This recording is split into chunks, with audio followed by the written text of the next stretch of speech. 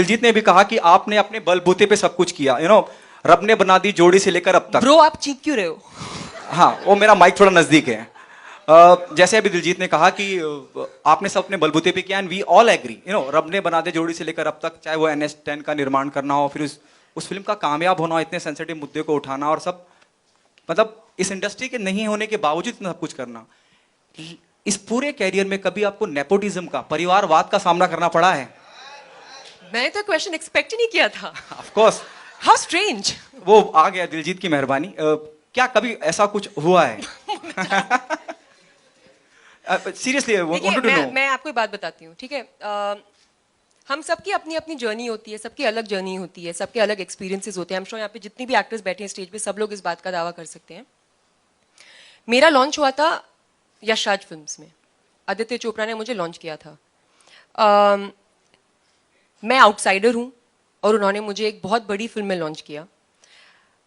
Similarly उन्होंने रणवीर सिंह को launch किया है और उन्होंने परिणीति चोपड़ा को लॉन्च किया। हम तीनों ही कंप्लीटली इंडस्ट्री के बाहर से हैं।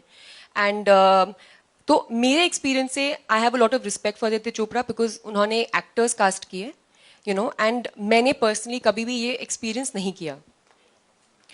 ऑल्सो मुझे एक बात बहुत क्लैरिफाई हो गई थी मेरी बिगिनिंग मेरे करियर की, क्योंकि जो भी मुझे जिसे बोलते हैं एक मौकाम या एक जो मेरी लाइफ बदली है, वो बैंड बाजा बारात के बाद बदली। जब आई थिंक लोग मुझे थोड़ा ज़्यादा सीरियसली लेने लग गए। मुझे बहुत अप्रिसिएशन मिला था मेरी पहली फिल्म में, बट जैसा बैंड बाजा बारात के बाद मिला वैसा नहीं था। तो वो फिल्म थी जिसमें मेरी लाइफ लिटरली बदल दी।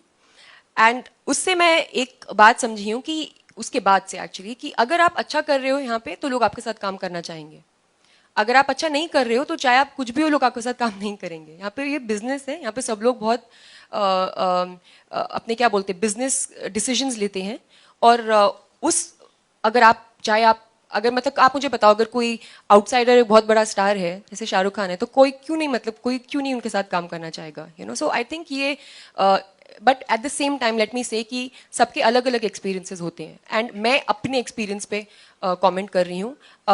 मैं जितनी बड़ी हो रही हूँ और जितना मुझे लाइफ में समझ हो रही है, उतना मैं जान पा रही हूँ कि हर इंसान के स्ट्रगल्स और बैटल्स बहुत अलग होते हैं, और मैं बहुत कम जजमेंटल होती जा रही हूँ डे बाय डे। तो मैं कभी किसी और के एक्सपीरियंस के बारे में जजमेंट नहीं डालना चाहूँगी, बिकॉज उनके स्ट्रगल्स अपने और उनके बैटल्स अपने रहे हैं जिनके बारे में हम लोग कुछ नहीं जानते। ठीक है, तो मैं बस अपने बारे में बात करूँगी। मैंने कभी एक्सपीरियंस नहीं किया है, और मैं आदित्य चोपड़ा को बहुत रिस्पेक्ट करती हूँ as a producer and as a human being, कि उन्होंने मुझे इतनी बड़ी फिल्म में मौका दिया और कभी भी मेरे साथ कोई भी भेदभाव नहीं किया।